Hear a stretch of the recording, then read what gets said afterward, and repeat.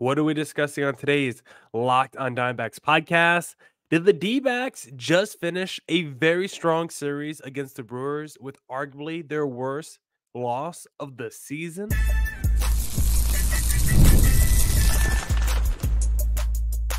You are Locked on Diamondbacks, your daily Arizona Diamondbacks podcast, part of the Locked on Podcast Network, your team every day.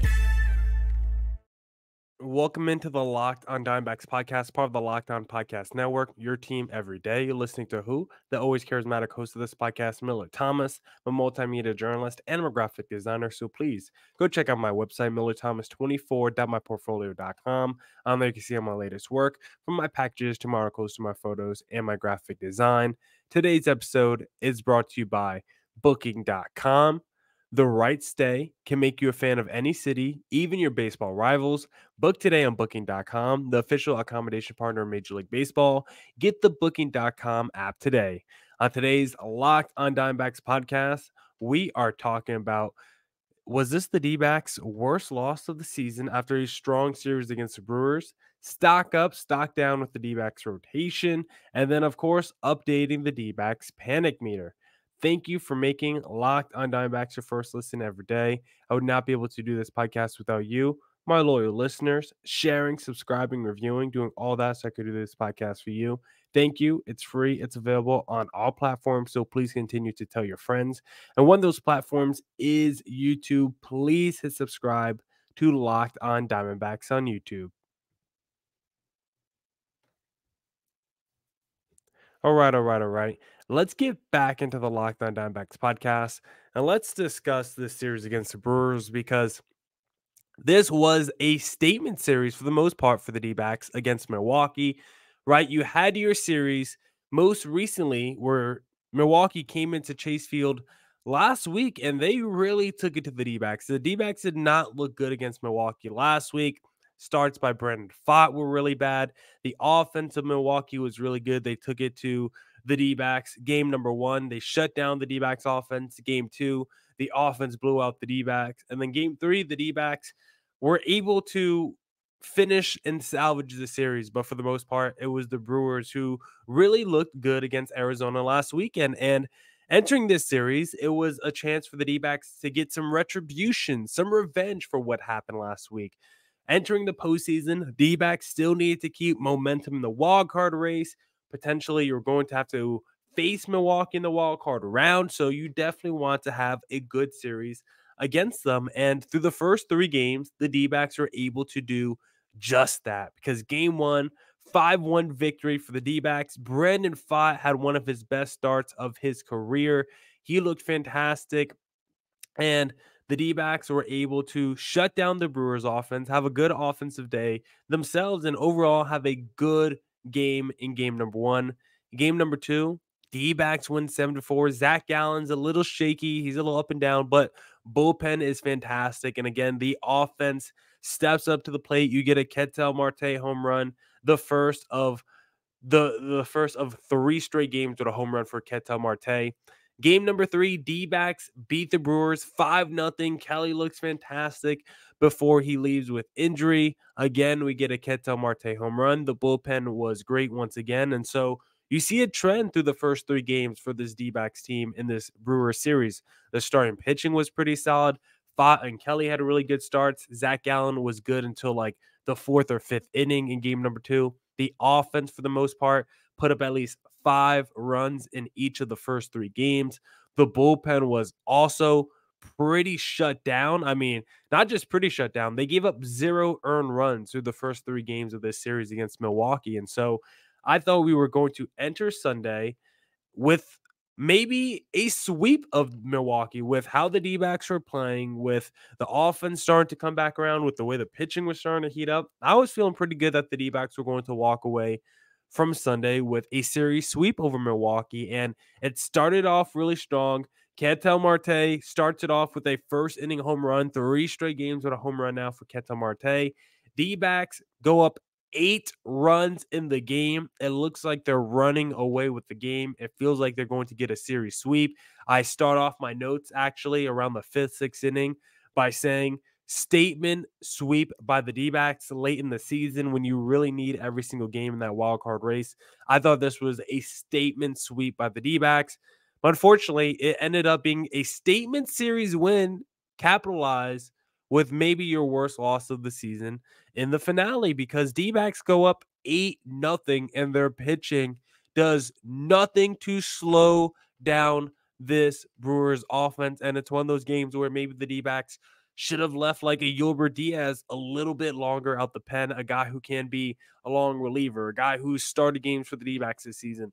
Maybe he should just pitch a little bit longer and gave the D-backs some length out the pen because the other relievers for the D-backs, I don't know why, but today it was just not their day.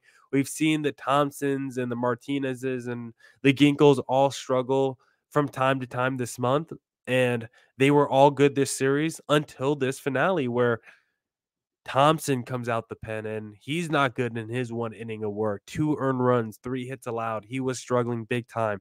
Joe Mantiply, after being fantastic yesterday, where he was mowing down guys in game number 3, 4 strikeouts and 2 innings pitched. He looked fantastic. I thought he was probably the third best D-backs reliever pitching right now after Puck and Martinez. Mantiply probably had the third highest trust level for me, and now he also struggled in this finale. Justin Martinez struggled in this finale. This whole D-backs bullpen outside of AJ Puck, very, very shaky right now. And it's not looking good if you're this D-backs pen right now because everyone has been a little bit up and down. And this could have been a beautiful series sweep by the D-backs. You still get a series victory, thankfully, but you need every victory you can get. And when you're up 8-0 in a ball game, that just has to be a game that you win. And this was a super disappointing collapse. And if the D-backs somehow miss the postseason, this is going to be one of those games where you look at and you say, up 8-0 against Milwaukee and you lose that game, yeah, it's going to be one of the first games that you bring up if the D-backs miss the postseason. Only up a half game on the Mets for the third wild card spot. They're up 2 games on the Braves right now for making into the postseason overall. Mets still have to play the Phillies at the time of me recording this podcast, so maybe the D-backs could be up a whole game on the Mets by the time you guys are listening to this pod. But very disappointing series finale after a very good first 3 games against Milwaukee, but D-backs now have an opportunity to get back on track. They go home for the final 2 series of the regular season. It's crazy to think about that we're here at the end, the climax of the MLB season, but 2 series left. Up next, San Francisco Giants, D-backs against a very familiar NL West opponent. Birdsong versus Erod in game number 1. Should be a game where the D-backs are in prime position to win that game. So let's hope the D-backs can get back on track and wipe the taste out of our mouth from what we saw in this finale against Milwaukee. And in segment number 2, we'll play a little game of stock up, stock down with the D-backs rotation.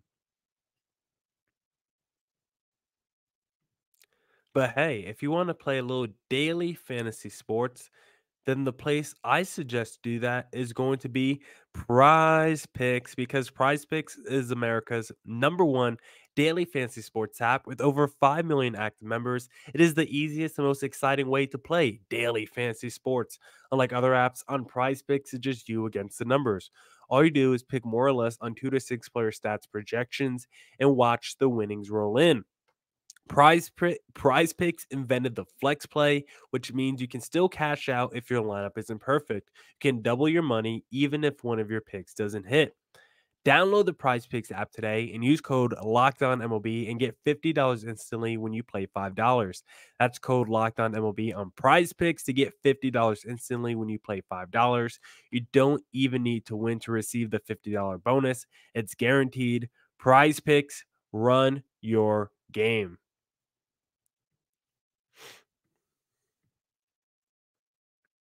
All right. Let's get back into the Locked On Diamondbacks podcast.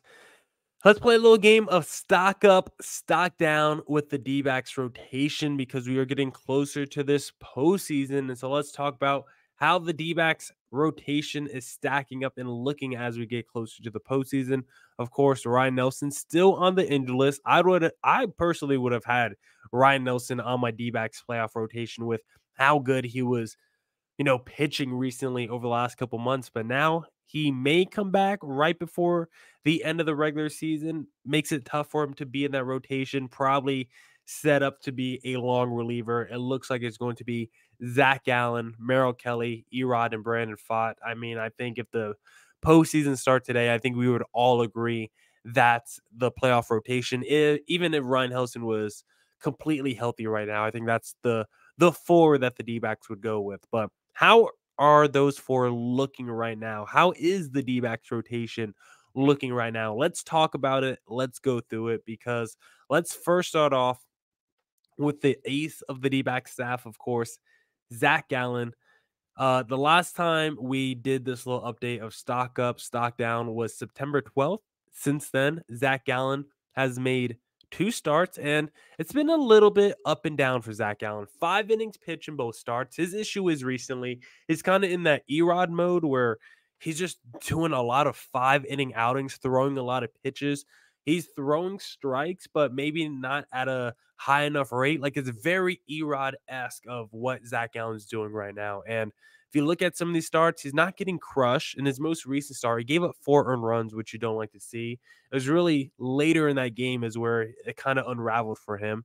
He has been able to garner strikeouts. Like if you look at Zach Allen's last few games, like the strikeout totals are there for Gallen.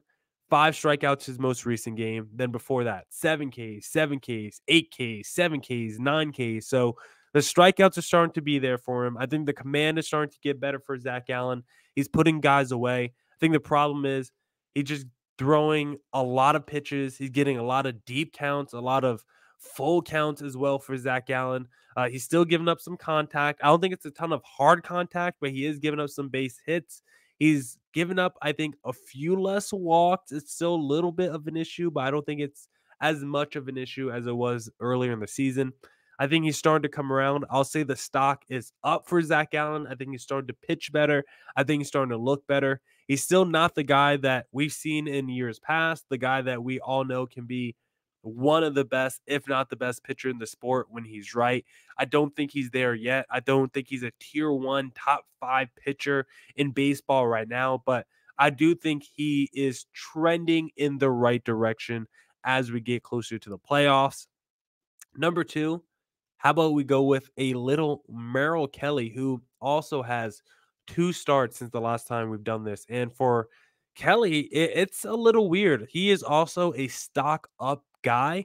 When we look at his most recent starts, he's definitely trending in the right direction. 3 of his last 4 starts, 2 earned runs or less. He's starting to pitch deeper into ball games as well. But the other issue is he's also leaving starts early with the cramps. The last 2 starts he's left early with cramps and hamstring tightness, and it just makes you a little bit concerned, right? Is it humidity? Is it still that summer heat? Is it just him and body fatigue overall? Like whatever the case may be, we need a fully healthy Merrill Kelly, right? This is someone that is a stud. This is someone that when I talk about who has that dog in them and is not afraid in the biggest moments, those pressurized moments.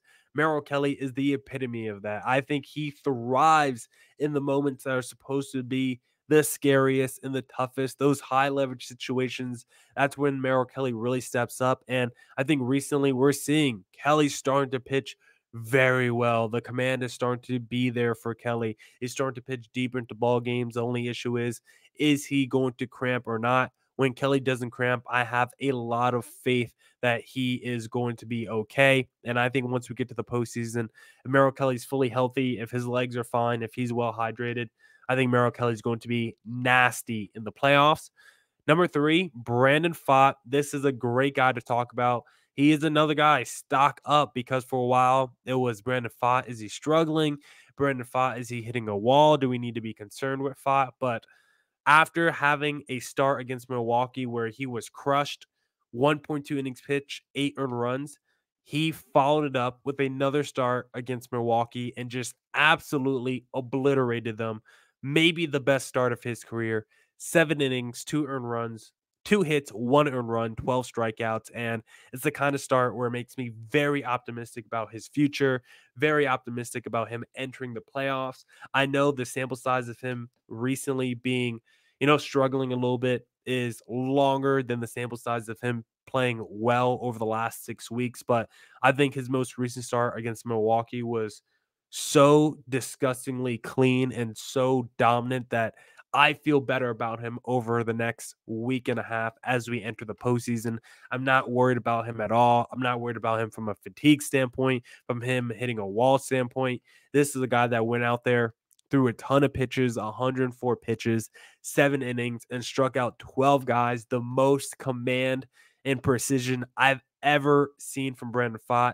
Stock is up. And then finally, Eduardo Rodriguez, the last guy who is in line to be in the D-backs rotation come playoff time, because I think we all know Jordan Montgomery is not going to be there, right? So Eduardo Rodriguez, when looking at him, his stock is also up. When you look at what he's done recently, again, like Zach Gallen doesn't pitch very deep into ball games, but 5 innings in his second to last start, and then in his most recent start, 6.1 innings pitch. And what really stands out, the strikeouts. 7 strikeouts, 11 strikeouts. His last 2 starts, starting to put guys away, starting to give up less contact, less earned runs, pitch deeper into the ball game, throw more strikes. Like, he's starting to build a rhythm and momentum as a guy who missed so many months this season. It's not a surprise that it took him so long to hit a groove.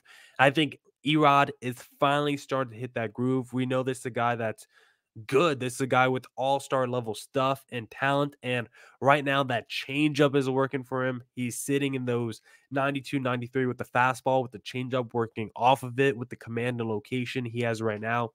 Erod is looking good. And as the D-backs number 4 starter, I feel good about him entering the postseason. Now, I want to talk to you guys about the panic meter, about the D-backs' chances of making the postseason in segment number 3. But hey, if you want to bet on the D-backs to beat the Giants in their upcoming series, then I suggest going to FanDuel Sportsbook to place a wager, because, hey, NFL fans, you can start the season with a big return on FanDuel, America's #1 sportsbook. So when you get a hunch in the middle of the game, you can check out the latest stats, view live play-by-play, and so much more on the same page where you place your bets. My favorite thing to do on FanDuel is the same game parlay. Give me the D-backs money line. Give me Eugenio Suarez over on RBIs, and give me Corbin Carroll over on stolen bases. When that 3-leg hits, it brings a big smile to my face. If you want a big smile to your face, just visit FanDuel Sportsbook. You'll get started with $200 in bonus bets guaranteed when you place your first $5 bet. That's FanDuel.com.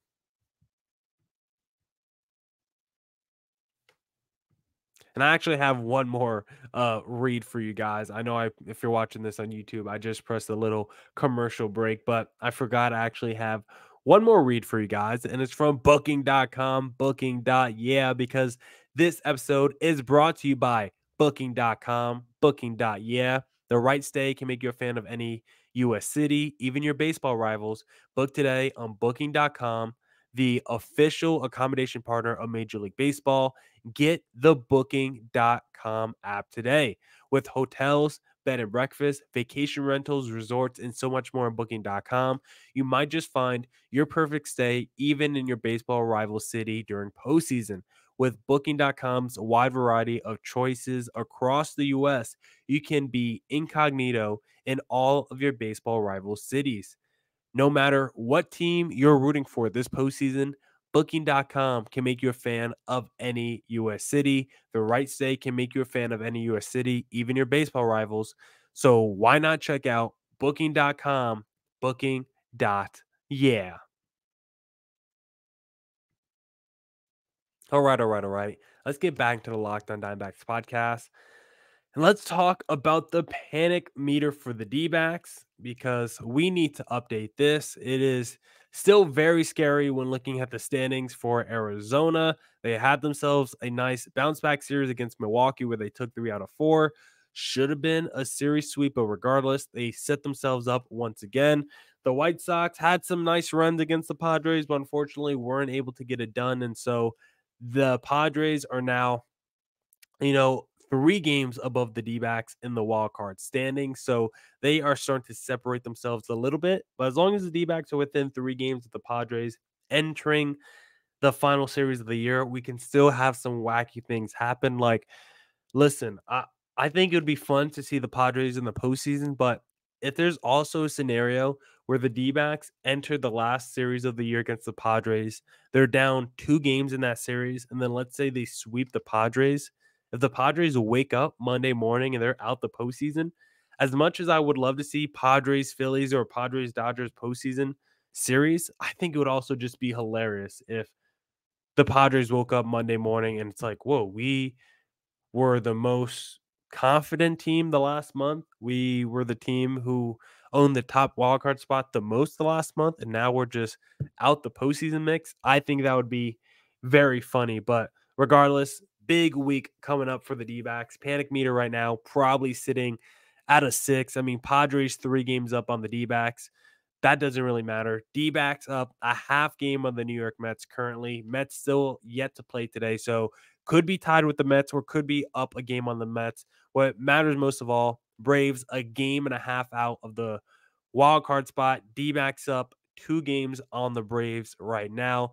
Next up, Mets play the Braves, so you're just praying those two teams cannibalize each other. And then after that, Mets play the Brewers, which should be a very tough series. And so the panic meter right now for the D-backs is at a 6. I am very nervous. I'm very concerned. There's only 7 games left, and that's one of the reasons why it is at a 6. Maybe you would feel like it would be a higher number if the D-backs were maybe a little bit more of a desperate situation, but because there's only a few games left and the D-backs do have a couple game cushion, I'm not going to put the meter at an 8 or a 9. I don't think we're at DEFCON 1. I do think what the bullpen showed in this finale was very scary to see. I think the fact that Gabriel Moreno left early with injury, very concerning as well. So there are some concerns, some risks, some red flags with the D-backs, but currently they still have a little bit of a cushion in the NL wild card. Their offense still looks fantastic. Their rotation is starting to pitch a little bit better. I'm going to put the meter at a 6 right now. D-backs still control their destiny a lot. If you're within a couple of games, if you're within 3 games of the San Diego Padres entering the last weekend, you basically control your destiny for making it to the postseason still. You still own the tiebreaker over the Padres entering that last series, and you'll definitely own it if you sweep or beat the Padres in that series. So D-backs still own their destiny there. Plus, the Mets still have to play the Braves next. You'd like to see that, with then the Mets playing the Brewers next. Also makes you feel pretty good. And then the Braves, actually, let's see who they play to end the season. They play the Royals the last weekend, the last series of the year, and the Royals are a team that's in a battle for their postseason spot as well. So the Braves can't take off the last series of the year against Kansas City. Kansas City's fighting for a lot too. And so if you're the D-backs, that is why we're not putting the panic meter at a higher number. There's still a lot of avenues and paths for the D-backs to make it to the postseason. They got the cushion right now. They still own their destiny as they play the Padres the last weekend of the year. You still got the Braves and Mets to play each other. Still got the Mets to play the Brewers. You still got Atlanta to play Kansas City. Like, I still think the D-backs are in a very good spot to make it to the postseason.